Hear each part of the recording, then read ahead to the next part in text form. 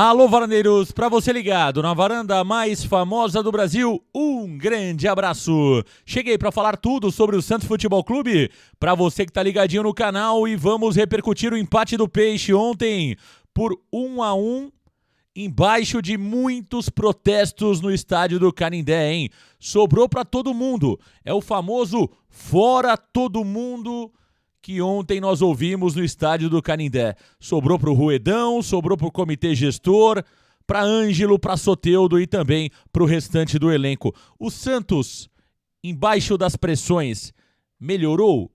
Jogou mais do que de fato estava jogando nas últimas partidas? Vamos falar muito sobre isso.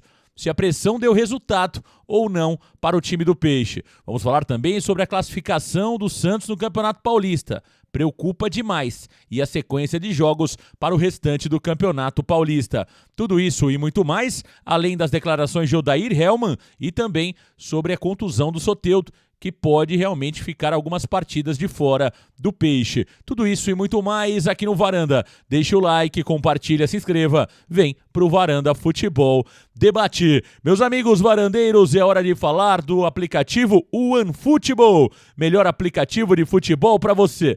No OneFootball você tem gols, notícias, jogos, tudo o que acontece no seu time do coração. E olha, Campeonato Paulista você encontra também no OneFootball. Você consegue acompanhar as partidas, tudo o que está acontecendo em tempo real. E após os jogos, você tem os melhores momentos em alta definição. Pintou notícia do Peixão? O OneFootball traz para você em primeira mão.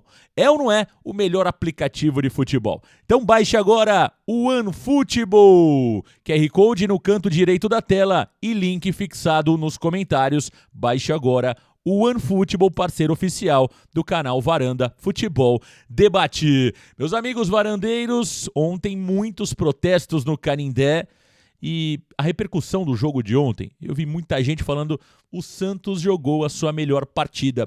É verdade. Se olharmos as 5 partidas do Santos no Campeonato Paulista, o Santos apresentou ontem o seu melhor futebol. Não faltou garra, não faltou determinação, não faltou entrega dos jogadores, mas faltou realmente qualidade técnica, né? O Santos não conseguiu vencer a Ferroviária, que até agora tinha apenas uma vitória e 3 derrotas. Portanto, o Santos pegou um dos piores times do Campeonato Paulista até aqui, né? Que era a Ferroviária. Ferroviária teve muita dificuldade para chegar ao gol do João Paulo. Um pênalti bobo cometido pelo Sandri ainda no primeiro tempo, quando o Santos era melhor na partida, não dava tanto trabalho ao goleiro Saulo, mas chegava muito mais ao gol da Ferroviária do que realmente a Ferroviária chegava ao gol do Santos. E o Santos acabou, através de uma penalidade bem marcada pela arbitragem, tomando o primeiro gol no estádio do Canindé. E aí a pressão aumentou, né? O torcedor que pedia fora Rueda, o torcedor que, inclusive, xingou o Soteldo antes da partida, uma parte da torcida, outra parte bateu palma pro Soteldo. Eu acho que a torcida acabou pegando um pouco pesado com o Soteldo, no meu ponto de vista, mas não vou ficar analisando aqui protestos, né? Acho que não cabe a nós aqui analisar protestos. O que é importante ressaltar é que o time ontem, após ser fortemente cobrado nas arquibancadas, o time melhorou. E aquilo que a gente sempre dizia, o torcedor tem todo o direito de protestar de forma inteligente. E veja que ontem deu resultado. Em termos de classificação, não, o Santos deveria ter vencido o jogo ontem para estar numa posição um pouco mais cômoda no Campeonato Paulista. Não venceu. E hoje, caso a Inter de Limeira vença sua partida contra o Ituano jogando em casa, o Santos vai dormir de domingo para segunda na lanterna do Grupo A, né? Na 4ª colocação do seu grupo. Ontem o Botafogo de Ribeirão Preto venceu, o RB Bragantino perdeu, bom resultado para o Santos, mas o Santos, neste momento, é 3º colocado do seu grupo. E o Odair Hellmann falou ontem após o jogo sobre os protestos, como que os jogadores reagiram e falou também sobre o momento atual do Santos Futebol Clube, que está sentindo muito os 2 primeiros anos da gestão Andrés Rueda. Agora, só um ponto importante, o Hellmann deveria ter percebido isso antes. Quando ele aceitou trabalhar com o elenco perdedor de 2 anos atrás, ele foi conivente com o planejamento equivocado do atual presidente do Santos. Vamos ouvir o que disse Odair Hellmann no final do jogo de ontem. Claro, daquilo que a equipe produziu em campo, né? Em todos os sentidos. Taticamente a equipe foi sólida. Acho que não que não deu chance, porque teve o pênalti, mas a equipe foi coesa, foi compacta, produziu um jogo de alternativas, ofensiva, pelo lado, pelo centro, finalizou 25 vezes, 7 bolas ao gol. O que faltou hoje foi o gol, né? O gol para coroar o que a equipe fez em campo, como jogo, como performance, coroar o que todos os jogadores se dedicaram. E eu falei sobre o aspecto tático, físico, né? Mas também coroar sobre o aspecto mental. Porque não é fácil para nenhum atleta profissional, tanto experiente quanto jovem, passar por um ambiente nervoso desse e conseguir ter estabilidade para não sair do centro da organização, né? E acabar não gerando facilidades ao adversário. Então teve esse processo de maturidade também, mas não é fácil. Não é fácil porque o ambiente torna a situação nervosa, né? E aí você tem que ter controle emocional para conseguir passar nesse aspecto, e eu acho que a equipe passou bem.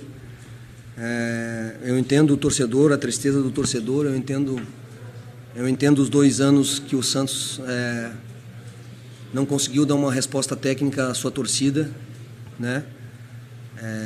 O torcedor realmente tem que cobrar, vaiar quando ele achar que a equipe não está produzindo. Nós fazemos aqui, eu não vou vaiar os jogadores, mas eu aqui dentro, né, como profissional, como treinador, vou fazer as cobranças. Os jogadores também buscar essa situação dentro do grupo de uma cobrança também entre jogadores, para que a gente busque uma evolução, né? Tá aí o Odair Hellmann, ao final da partida de ontem, erro de cálculo, hein, Hellmann? Era preciso ter previsto que os 2 anos pífios que o Santos teve esportivamente poderiam, claro, prejudicar o Santos em 2023 com praticamente o mesmo elenco, com praticamente os mesmos jogadores, né? O Hellmann ficou muito tempo lá na Copa do Mundo, no Catar, vendo as seleções, né? Poderia ter vindo ao Brasil antecipadamente, analisado o elenco com maior cuidado, não fez, aceitou as condições impostas pelo presidente Andrés Rueda de manter o elenco, um presidente que tem medo de investimento, tem medo de ser mais arrojado no futebol, e tá aí. Agora é começar o trabalho de forma séria, entender que o Santos precisa de reforços urgentemente. O santista não pode cair nesta que o time reagiu e agora as coisas vão mudar com este elenco daqui pra frente. Isso é balela. O elenco do Santos é ruim. É claro que melhorou um pouquinho no jogo de ontem, após a pressão do torcedor. Agora, pegamos um dos piores times do campeonato. O Santos ontem tinha a obrigação de ter vencido e não venceu. Então, é preciso separar uma coisa da outra. A pressão foi importante para que os jogadores entendessem que a arquibancada está descontente. Agora, não adianta esperar de muitos jogadores desse elenco aquilo que eles não podem dar. Essa é a grande verdade. O Natan não vai render mais do que isso. O Zanocelo não vai render mais do que isso. O Pirani, o Juan Seco, o Lucas Barbosa, entre outros jogadores limitadíssimos que o Santos tem no elenco atual. Então, o recado precisa ser direto a quem de fato pode mudar a situação, ao presidente Andrés Rueda. E caso o Odair Hellmann e o Falcão não queiram comprar essa briga, vai acabar sobrando para eles, que vão durar pouquíssimo tempo no Santos Futebol Clube. Meus amigos varandeiros, vamos falar sobre a classificação geral do campeonato? Tá aí para você. A Inter de Limeira tem um jogo a menos, atua no dia de hoje às 16 horas. Botafogo 8, Bragantino 7, Santos 6, Inter de Limeira 4. Veja como é complicada a situação do Santos.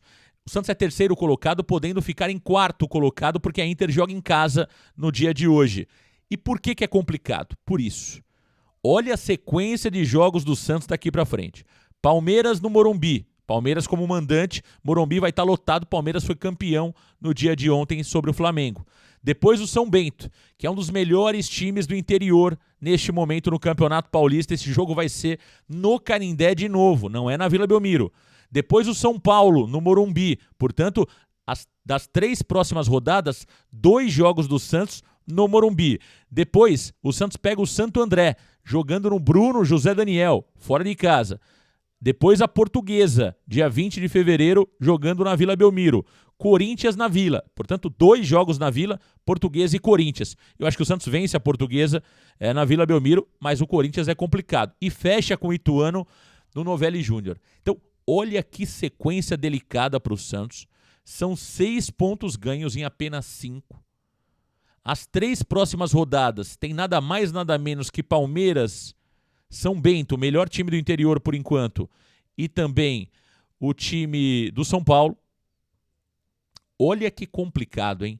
Faltando 6 jogos para acabar o Campeonato Paulista, faltam para o Santos 3 clássicos: Palmeiras, São Paulo e Corinthians.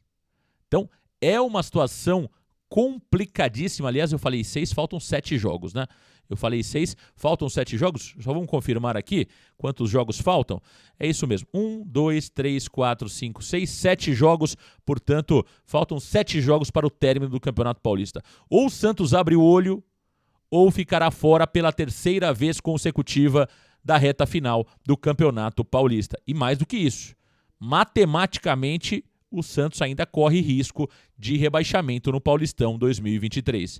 É isso, meus amigos varandeiros. Um grande abraço. Valeu, galera. Tchau!